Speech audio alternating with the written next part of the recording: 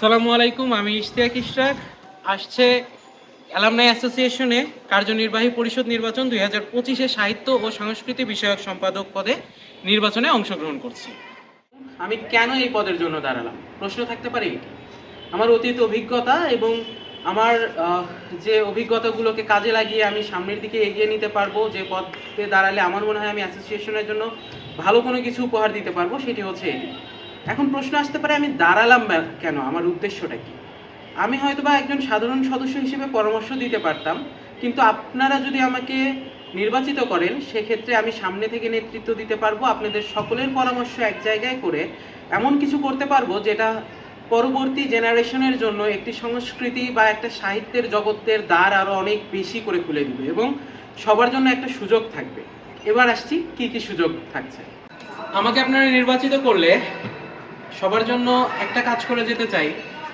আমাদের যে আবেগের জায়গাটা, শিক্ষা প্রতিষ্ঠান থেকে প্রতি বছর আমরা যেরকম ম্যাগাজিন পেতাম, সেই ম্যাগাজিনটা যেরকম আমাদের আবেগ নিয়ে থাকতো, এখন আমরা সেই ম্যাগাজিনটা পাই না। প্রাক্তন হওয়ার পর থেকে বলতে গেলে ম্যাগাজিন পড়ার অধিকারটা হারিয়ে ফেলেছি আমরা। তবে আপনারা আমাকে নির্বাচিত করলে আমি চেষ্টা করব একটি ম্যাগাজিন প্রকাশিত করার, যেখানে প্রাক্তনদের লেখা থাকবে, প্রাক্তনদের গল্প থাকবে, প্রাক্তনদের সাহিত্য থাকবে, আমরা কি কি করলাম, কিভাবে করলাম, আমাদের প্রাক্তনদের স্টার্টিংটা কোথা থেকে, আমরা স্কুল লাইফে কি কি করেছি, এই ধরনের বিভিন্ন গল্প থাকবে। সেই সাথে প্রত্যেকটি ব্যাচ যখন তাদের র্যাক ডে শেষ করবে, আমরা চেষ্টা করব সেই র্যাক ডের কিছু গল্প এই ম্যাগাজিনে তুলে ধরার জন্য। শুধু এটি না, অন্য কোনো ম্যাগাজিনে যখন আপনারা প্রচারণা করতে যান বা বিজ্ঞাপন দিতে যান, অনেক মোটা অঙ্কের টাকা গুনতে হয়।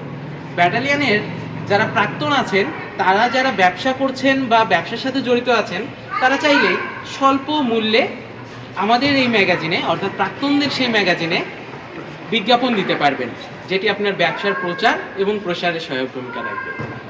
বাঙালির হাজার বছরের সংস্কৃতি যে পয়লা বৈশাখ, সে পয়লা বৈশাখ উপলক্ষে তো নিশ্চয়ই স্কুল কলেজে যে অনুষ্ঠান আয়োজন হতো সবার মনে থাকার কথা। মনে আছে এক ধরনের দেয়াল পত্রিকার প্রতিযোগিতার আয়োজন হতো? আচ্ছা, কেমন হয় যদি আমরা প্রাক্তনদের জন্য সেই প্রতিযোগিতায় একটা দেয়াল পত্রিকার ব্যবস্থা করতে পারি, যে দেয়াল পত্রিকায় প্রাক্তনদের লেখা, প্রাক্তনদের আঁকা থাকবে? নিশ্চয়ই ভালো।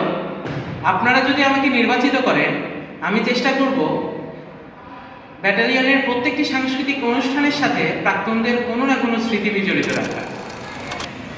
আপনারা আমাকে নির্বাচিত করলে প্রাক্তনদের জন্য বরাদ্দকৃত রুমের একপাশে লাইব্রেরির ব্যবস্থা করব।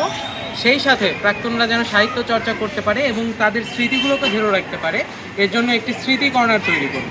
সেই সাথে সাহিত্য চর্চা এবং প্রাক্তনদের যে স্মৃতিগুলো ধরে রাখার জন্য প্রায় প্রতি সপ্তাহ কিংবা মাসে অন্তত একদিন আমরা আলোচনার ব্যবস্থা করব। আশা করছি সবাই আমাকে ভোট দেবেন, আমার জন্য দোয়া করবেন এবং আমার পাশে থাকবেন, এবং আমাদের যে স্বপ্নগুলো আছে অ্যালামনাই অ্যাসোসিয়েশনের সাথে কাজ করার সুযোগ দিয়ে এগিয়ে নিতে সাহায্য করবেন।